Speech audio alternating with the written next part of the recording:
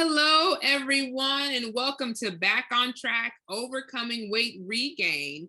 So I'm so excited to be talking to you about how the 3Ps hold us back from excelling in our weight loss journey. Now, you may be asking me, what are the 3Ps? Well, they're perfectionism, procrastination, and people pleasing. So I'm so excited to get here. And I just knew this was a topic we needed to talk about because just this week I was talking to one of my clients, and in 3 months' time, this gentleman had lost 30 pounds. And I'm like, oh my gosh, you lost 30 pounds.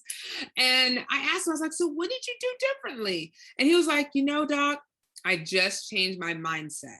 And so I was like, yes, this is exactly what we need to be talking about, because if we can just change our approach and how we think about things, this will help us in getting to that point of excelling in our weight loss. So I'm so excited that I have today Miss Sonya MacCrimmon, who is a mindset and habit change coach.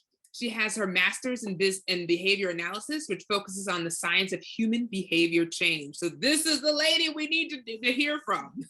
She is also a board certified behavior analyst and a certified life coach. So before we get started, Mrs. Sonya, would you please want to tell us any more about what you do and a little bit more about yourself? Yeah, so thank you so much for having me on the podcast. I'm so excited to talk about this big topic because, yes, it's a very big topic. I guess a little bit more about me. So kind of as I got it before I got into coaching, I was implementing behavior therapy, working with kids with autism. So that was actually what my master's in behavior analysis was, really where I started in going on that journey. And so I kind of worked my way up in an agency and I became a clinical supervisor and I was supporting staff. And so that was actually one of the big things that really allowed me to kind of get in touch with this kind of coaching side of me and working in that role. And then in that process, I got my own life coach. So I was like, okay, I'm definitely feeling that passion. And it was really this eye-opening experience being a supervisor, because it was like, that wasn't really the full part of my role, but I really loved supporting others and helping them guide them through certain behaviors and working with clients and things like that. So that was kind of where I got started. And then I got into the coaching world and that kind of just took off and I really love that. And so as a mindset and habit change coach, I really, I help ambitious women really break free from those negative thought spirals and self-sabotaging behavior so that they can become more confident to crush their day-to-day habits and routines with ease. And that's me. That's a wonderful. It's so funny how we start off and we're thinking, yes, this is what I'm going to do. I'm going to work with kids with autism. And for me, it was like, I want to deliver babies. But then life changes and we're like, you know what? No, this is what I've been meant to do. So that's amazing. Thank you so much for sharing your story and how you just kind of pivoted and meant to a different area. Well, let's dive in and talk about kind of the 3Ps: perfectionism, procrastination, and people pleasing.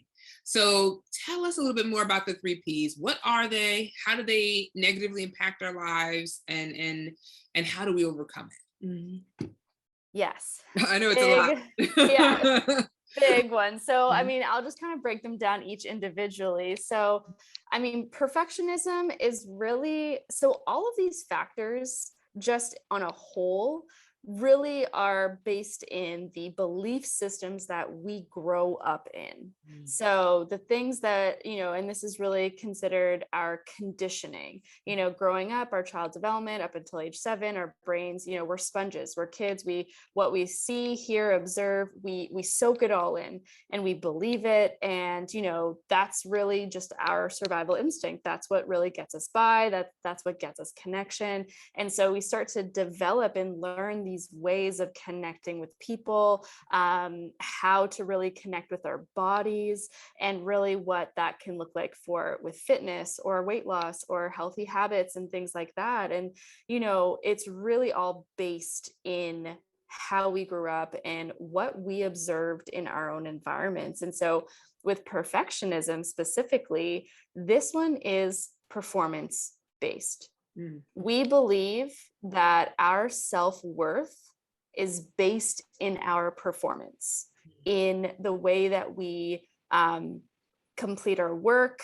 So it's heavily based in a lot of reasons and rules that we abide by in our mind that are not actually things that we have to abide by. So what I mean by that is sometimes, so this all kind of goes back to our thought patterns, which is the deep root of our belief systems. And so in today, we might have thoughts of, I have to lose weight to be happy. I have to, be a certain weight to do this certain activity.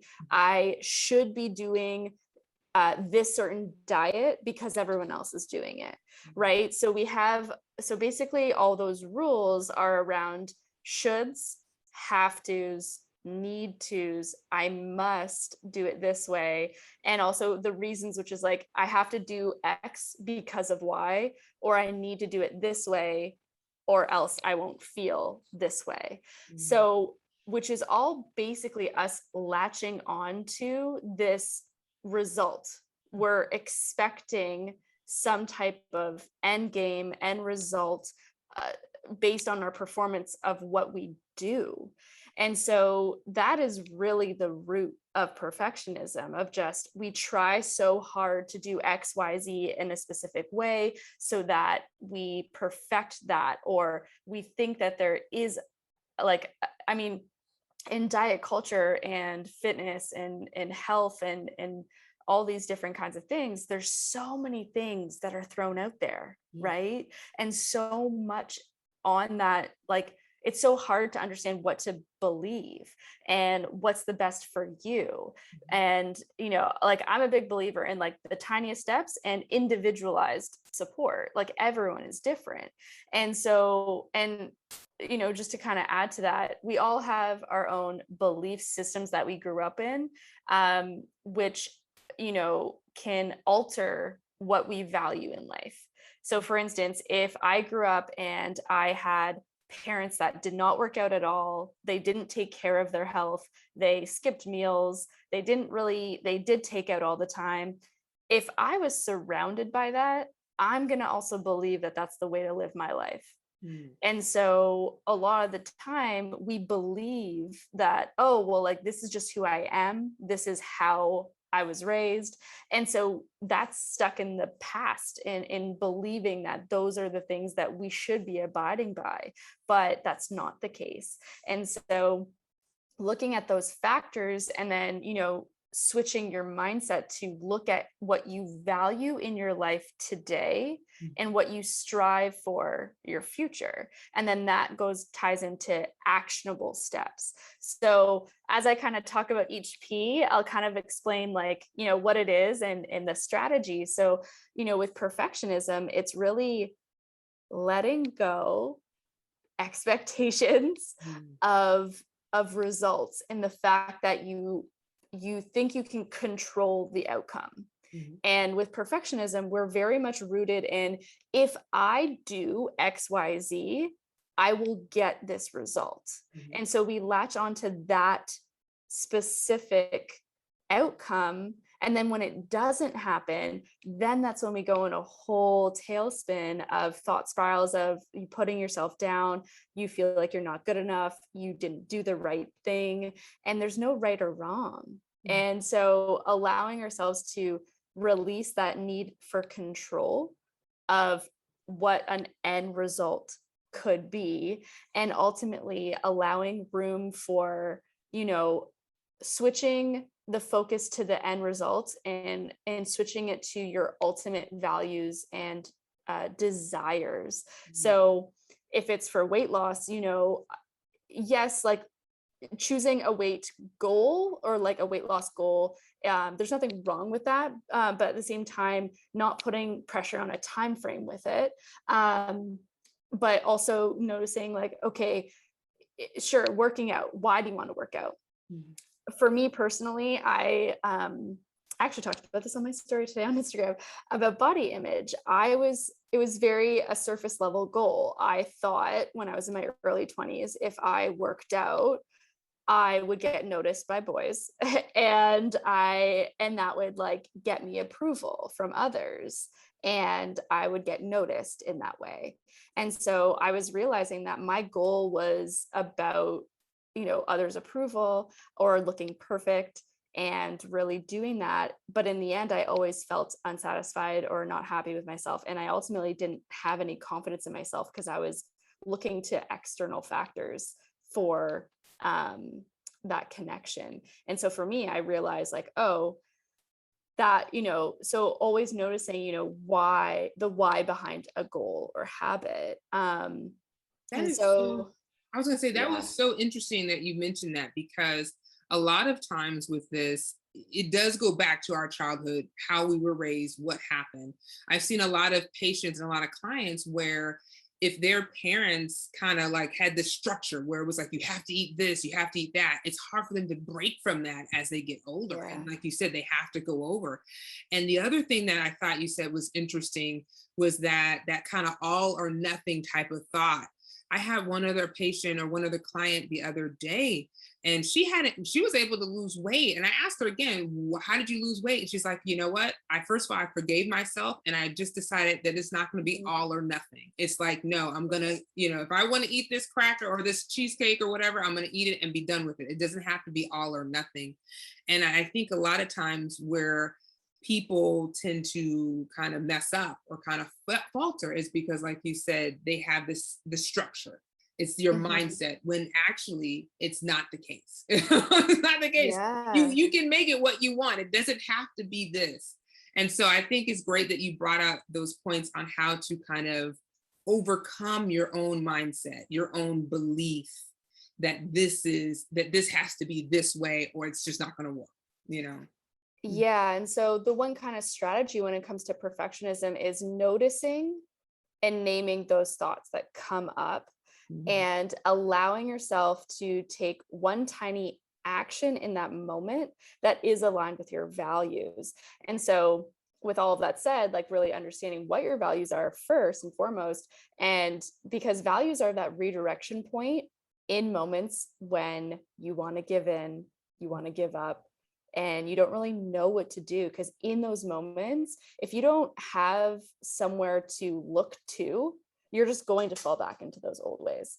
Mhm. So values are really not just the like, oh, I value like I feel like the word values is kind of thrown out there all the time now, but it's ultimately who you strive to be and how you want to feel on an ongoing basis. So for me personally, with my body image, I was like, okay, well, ultimately I want to feel strong, healthy, and confident in my body.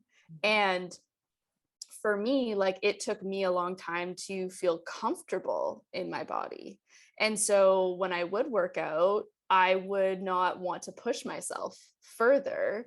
And I kind of do the bare minimum. And I just kind of left it at that. I didn't really, and I was noticing that I was feeling like uncomfortable, but I didn't, at the beginning, I just kind of like left it and I didn't really think much of it. But then now I'm kind of on that path of understanding and noticing, oh, why is this uncomfortable feeling coming up? And so for my values in that moment, it was like, okay, my value is to feel strong, confident, and healthy. And so in those moments of feeling down or like not knowing where to go, that's that moment of pause and think about your values and be like, okay, does whatever I feel like I'm about to do align with that value? Mhm. And if the answer is no, then choosing one tiny action. So it doesn't mean go work out for 15 minutes or go eat all the healthy things. Like I habit change, the number one rule. Oh, sorry, I shouldn't say rule actually. The number one thing with any kind of habit change is starting with the smallest steps. And Mhm. actually, what's kind of ironic about that, which ties into perfectionism, is perfectionism, as you said too, is all or nothing. So it's kind of like you put all your eggs in one basket, you do all the things, you check off all the boxes. And so, actually, with some of my clients, when I tell them, work out for 1 minute and start super small. And my client told me one time, she's like, yeah, I tried that, but I kept telling myself 1 minute is ridiculous. And I was like, yes, that's your ego coming up to be like, why do that? Like, you can do 10 minutes. Why do 1 minute? But it's not about the habit itself. It's about the actions and that lead you to consistently repeating the habit and the feelings associated with it of showing up for yourself, which ultimately creates the confidence and trust. And that's the part that I feel like gets missed or not talked about, because it's not about the habit, it's not about the working out, it's the feelings of that strong, healthy, confident that you strive for, that is what the workout gives you. But it's, setting those small tiny actions allows you to build that momentum with yourself on a mindset level of, oh, okay, yeah, like I did it 1 minute today, I can check it off, that feels really great. And that gives you the momentum to feel confident to do it again consistently. And then over time, once it's then become routine and habitual, then you can play around with the times and things like that. But sometimes with perfectionism, people are like, 1 minute is ridiculous. And I'm like, okay, I hear you. But that's almost a part to actually kind of take notice of and see. We always try to do all the things and work so hard all the time. And when we put ourselves in that, then that's when we hit burnout and inconsistencies and things. But I think that's excellent though, because sometimes, even though I find when I ask my patients, especially patients who have a lot of chronic knee pain, chronic back pain, the whole thought of exercising is just too much. They're like, no, I'm in so much pain, I can't exercise. And so sometimes, like you, I say maybe do 5 minutes, but now I'm going to be like, hey, no, just do it 1 minute. Just do it 1 minute. Start with one and kind of work your way up. Let it be consistent. Because I do find for some patients, when they are consistent, they feel so much better. They may not have lost like a lot of weight, but they feel better because of the fact that they're showing up for themselves. So let's recap what you said. Number one, you said we need to look at our values. Number two, we need to look at, what am I forgetting? Number two, don't look at our values, but look at our thoughts and how we go about things. And then number three, make small goals. So small goals and then keep going, which I think is excellent. Any other points I missed? No, that I feel like that's pretty straightforward for perfectionism, and that ties into people pleasing. Okay.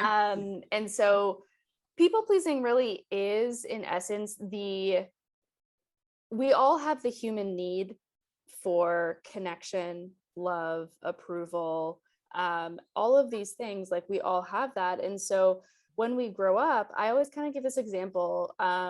When we grew up, if your mom said to you, oh, go give grandma a hug, but let's say you had a bad day when you're a kid and you're just like, either you had a bad day and you feel off and you don't want to, or you're really shy and you're uncomfortable and like maybe you don't like giving hugs. But your mom says, go give grandma a hug anyway, like go do it. It'll make her happy or me happy.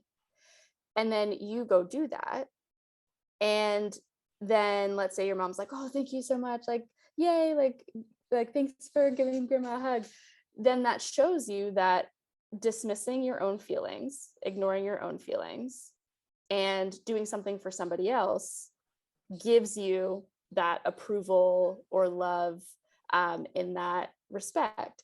So that's just like a little very like basic example in the sense of like, if you're growing up a lot of the time, and that's unconscious, that's not like parents doing negative things in any way, but that's just like something that's so subtle that over time we live in a society where feelings are not really openly addressed, or we're told to push them down and we're told to just keep going.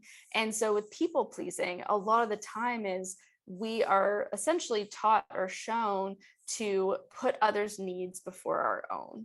And a lot of the time that did serve us. So when I talk about all these things of like growing up and having these learned behaviors and understanding that these are ways to gain connection, it served a purpose for us growing up. And so that is why we did it. That's why we continue to do it. And so it really starts to allow us to see, oh, but if I continue to do that at the expense of my own well-being, then that's when it starts to get hard on ourselves. So with people pleasing, if you're always putting everyone else's needs before your own, then you get into this space where self-care doesn't feel like it's needed, or you think it's selfish. You drop all of your plans at the drop of a hat if anyone wants to do something with you. If you go out to a restaurant and all of your friends are eating fries and burgers, you're like, hey, I'm just going to do the same. And these are unconscious things, and a lot of the time people pleasing, it's a big fear of judgment.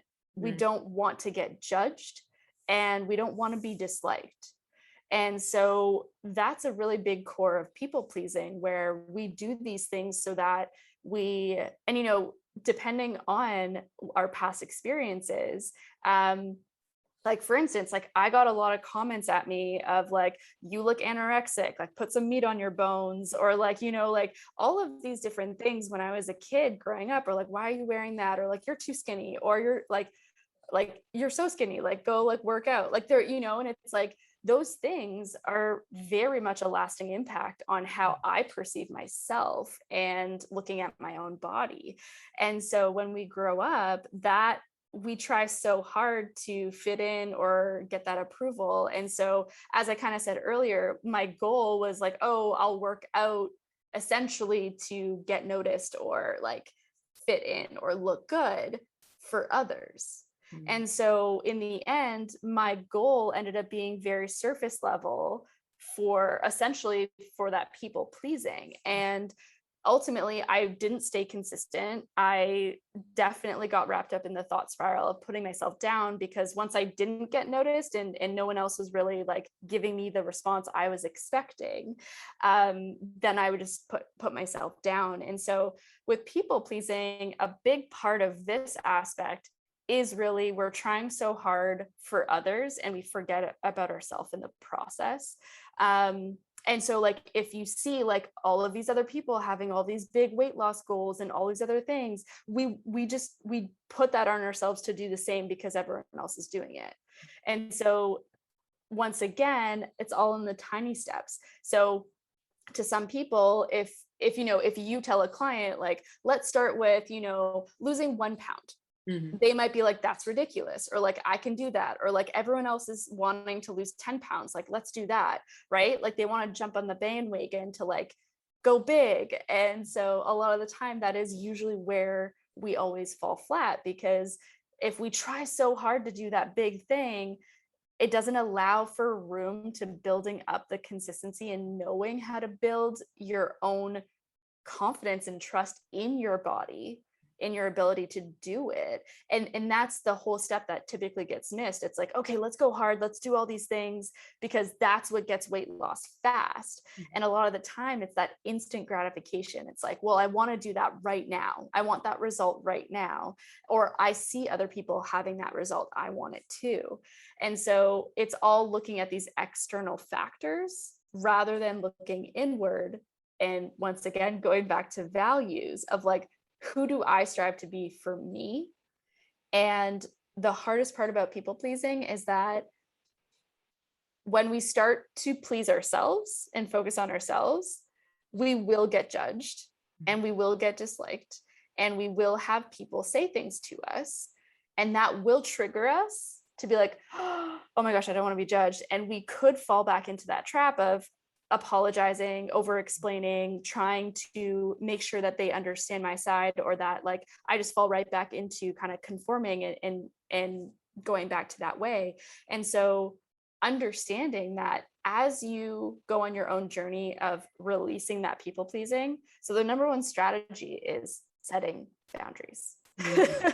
Yes, set boundaries. So the biggest thing with that though is not with other people, but with yourself. Because the hardest part about setting boundaries is actually maintaining them and sticking to them.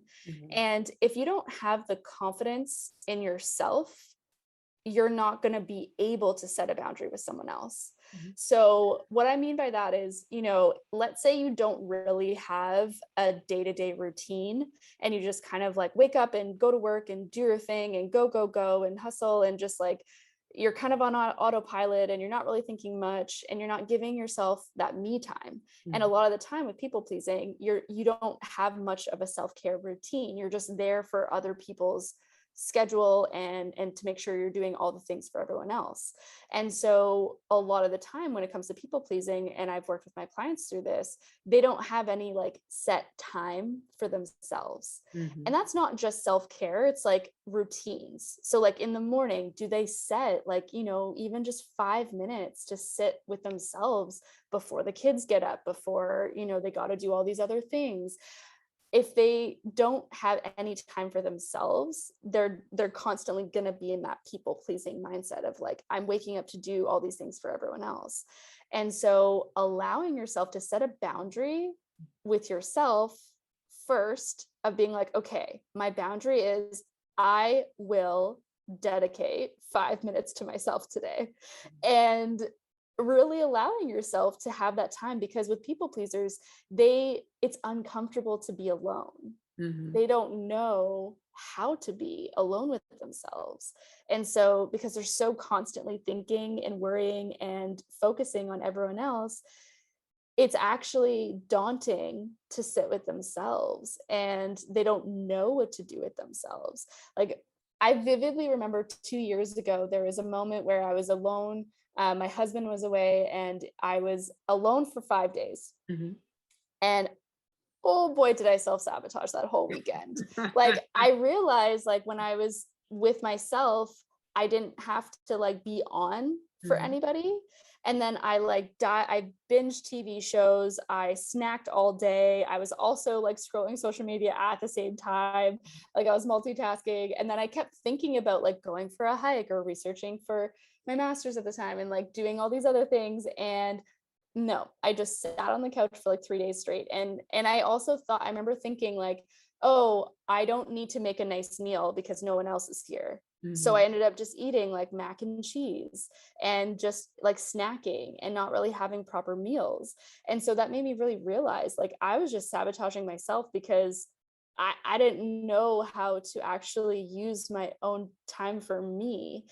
And the fact that I had the thought of like, no one else is here, I don't need to make a nice meal, really hit home for me, because I was like, wow, that really showed me that I didn't actually like care for myself and think that I could make myself a nice meal for me. And so really setting boundaries with yourself first to get comfortable with being with yourself.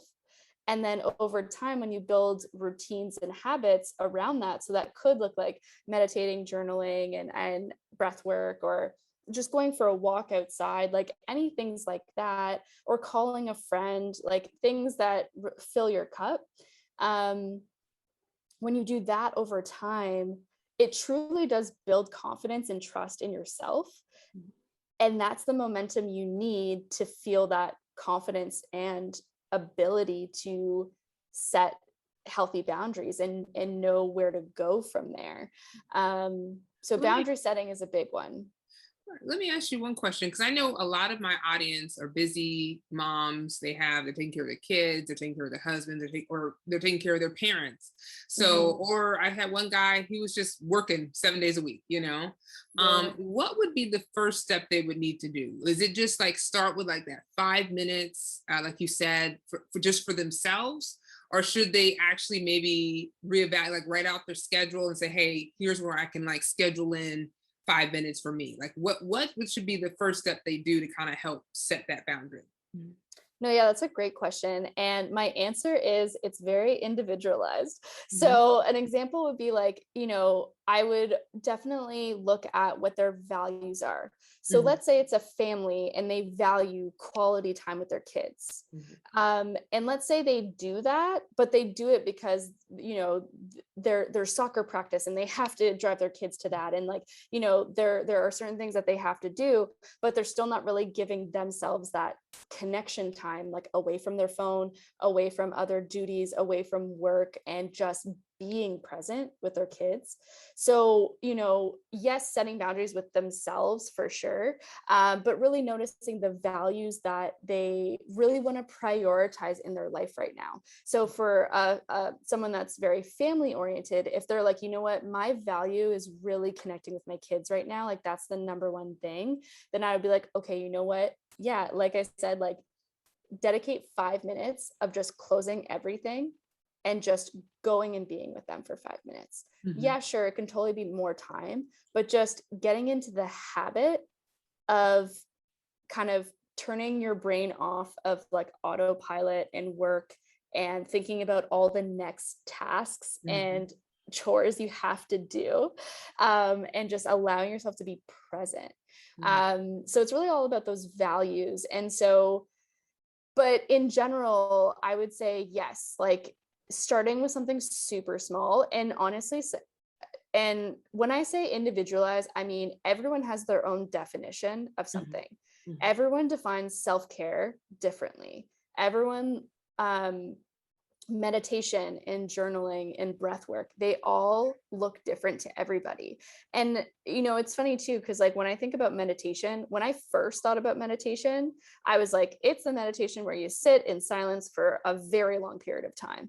And so I just didn't do it. I was like, well, like that just seems ridiculous. And like sitting in silent, like that just seems like a lot for me. So I just avoided it. I didn't bother. But meditation is really just being mindful and present in the moment. So with a lot of my clients, like when I ask them, what does meditation mean to you?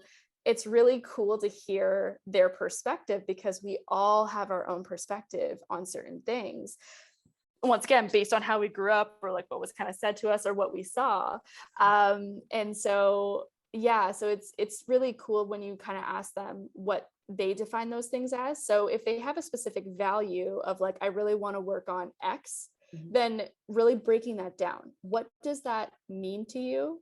What would you define that as? And like, how can you break that down into a daily action? So if your value is being energetic or fit or adventurous, those are all like broad over terms, but that's a value you have.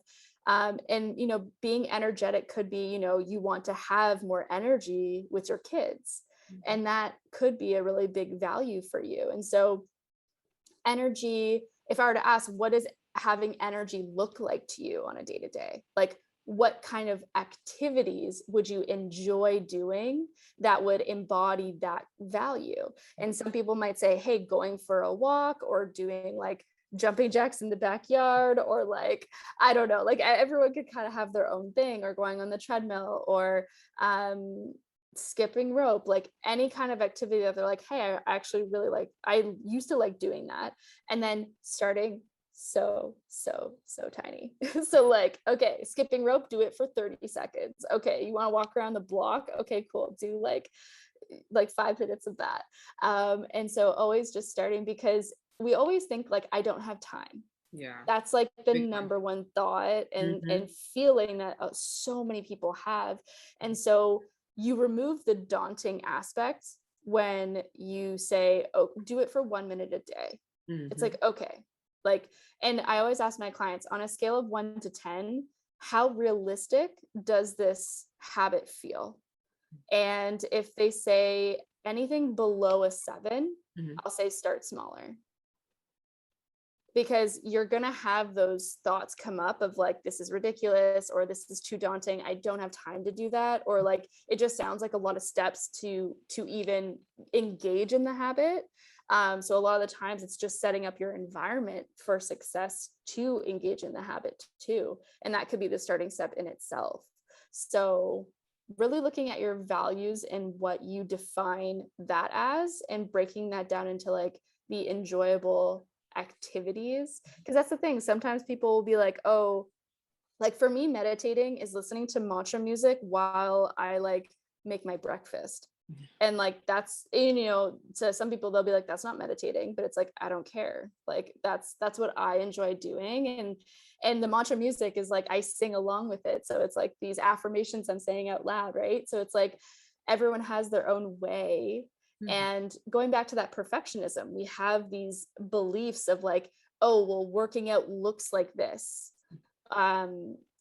Doing these activities like have to be done in this way, or I haven't worked out if it's only 1 minute. Yeah. Like these are beliefs that we kind of latch onto. And so I always say it's not about the habit, and it's not about like engaging in that habit, it's showing up for yourself. Mhm. And that's the whole part of it. And then because that is you reprogramming your brain to shift into these new beliefs of this new identity that you're striving for, and these tiny habits reinforce that identity.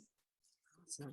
So I really like that. So just to recap, number one, we need to know our values. So write down our values. Number two, kind of brainstorm, what does those values really look like? What does Yeah. those values look like for you? And then number three, start small and be present in what you start, and then you can build up from there. Well, I think those are really great tips for people to at least start making these Yeah. changes. And it's kind of funny because do you find that some people can have a little bit of both? Like then they have the people pleasing and the perfectionism together, or like a little, they have they struggle with both areas, or maybe Oh even. yeah, all three of these tie in together for sure. Like it's all intertwined to some degree. Mhm. But yes, for sure. For sure. All right. Well, let's move on to the third one, the procrastination, which I am so guilty of. I procrastinate so badly, so Yes, bad. I was definitely like the number one procrastinator. So this one is a bit different than perfectionism and people pleasing, because this one is a behavior that we engage in. So perfectionism and people pleasing are more like the feelings and the experiences that are kind of creating us to engage in different behaviors, whereas procrastination is the behavior. It's the habit of avoiding. Mhm. And so there's two kind of elements of procrastination. The first element is we procrastinate so much, but it still pays off. Mhm. Okay. So I'll give an example. I was the number one kid in university that would pull all-nighters, cram for the assignments, and do all of those like crazy things last minute. I would avoid until I absolutely like had to finish something by the deadline, and I would rush, but I'd still get a good grade. Mhm. And so there's a lot of times in this kind of scenario where we wing it. A lot of times, like at my old work, like I would wing a presentation, or I would just kind of go in with no Coles notes or anything and just kind of wing it, and I do really well.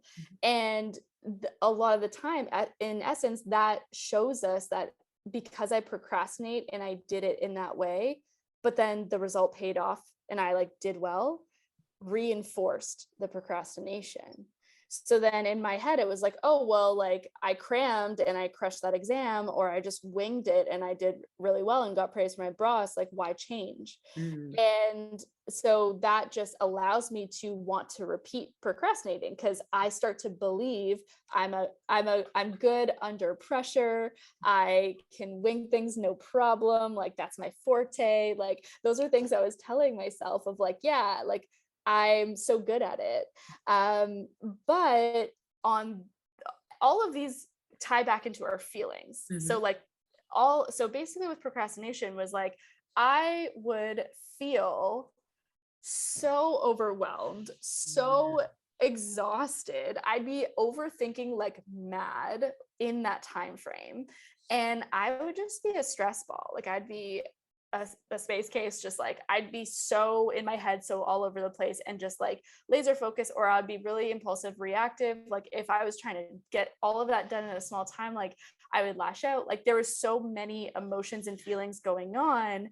And then afterwards, yeah, sure, I got a good grade or praise or whatever. It was like an emotional hangover afterwards. It was like, oh my gosh, like what did I just put my body through to do that?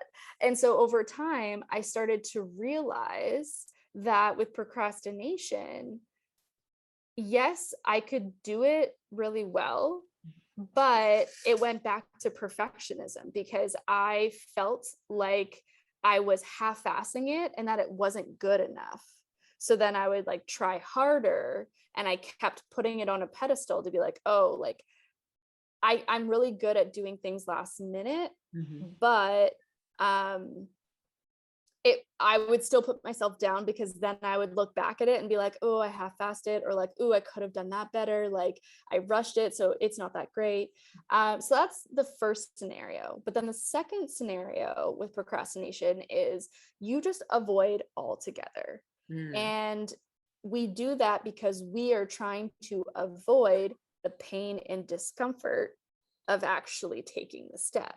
And so in this scenario, the avoidance of like we avoid a task because we don't want to deal with it. It feels daunting. We're scared to take that leap. And then we don't do it. We're reinforcing avoiding pain. Mm.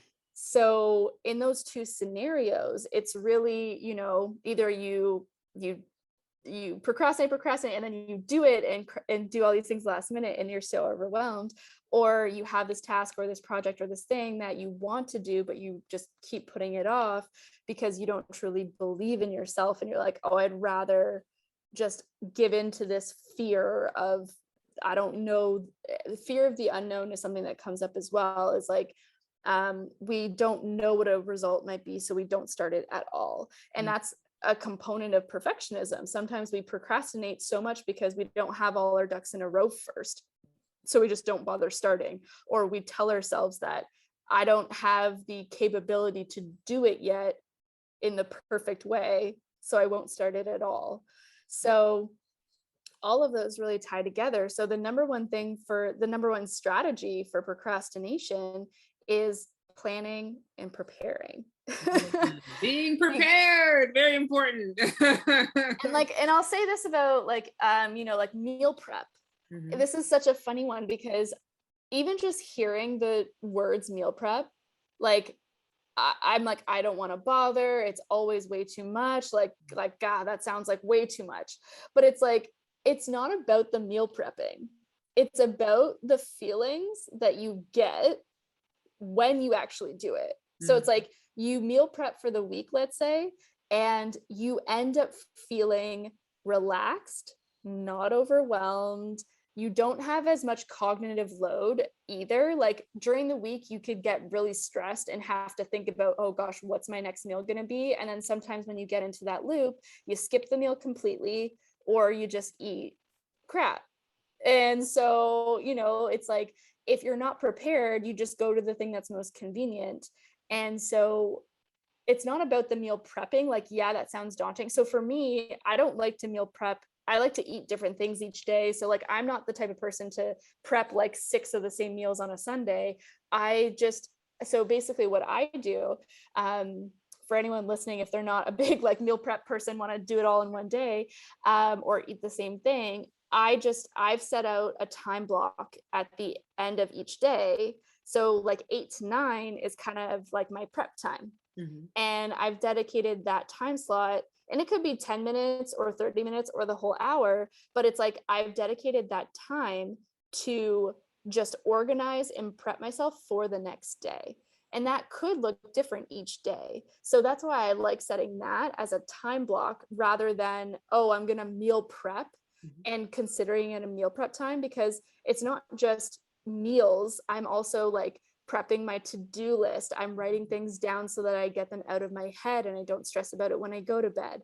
So it's more about like that organization piece of just like preparing myself for the next day. And that could be like, if I want to work out, okay, setting out my clothes for the next day, putting water beside my bed, like doing all these little things to set my environment up for success. And I do that on a day to day. And some days it's like, takes me like 5 minutes, and because I've gotten into such a routine of it, it's now second nature and it's super easy. So I would suggest that if there's anyone out there listening that's like, meal prepping sounds so daunting, it's like, I totally hear you.